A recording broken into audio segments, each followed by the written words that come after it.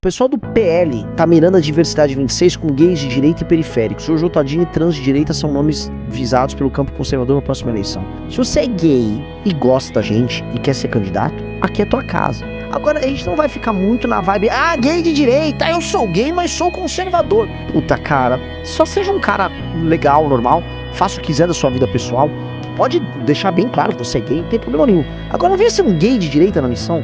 Eu sou o negão de direita. Não, eu sou o gay de direita. Não, eu sou a mulher cristã de direita. Não, eu sou o índio de direita. Não, eu sou o cadeirante de direita. Eu sou o PCD, eu sou o autista de direita. Isso é uma babaca demais. Isso é uma babaca demais. Isso é só uma estratégia comercial. Assim, o PL é uma banca comercial. Eu tava vendo agora que tem um gay de direita novo, que era um cara que era petista, agora ele foi pro PL. E agora ele é Flávio Bolsonaro. E sou um gay de direita. Atenção! Na missão vai ter gay, quantos quiser. Você tem que ser bom, você tem que ser inteligente, você tem que ser leal, você tem que ser fechado com o time, você tem que estudar bastante e trabalhar bastante. Não venha fazer vídeos de gay de direita. É zoado, é zoado, é zoado.